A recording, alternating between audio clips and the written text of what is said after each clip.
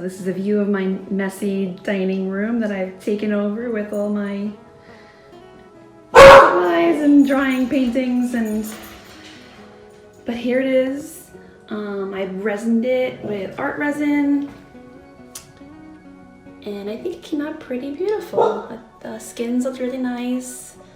I love the little tears in the ends of the skins here on the cross. I layered a few skins here. We got some ones here. Some nice detail.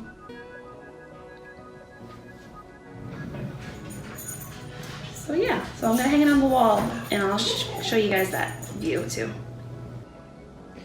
All right, so this is the painting, the opening painting for Holy Week. I didn't really assign a specific day for Holy Week for it.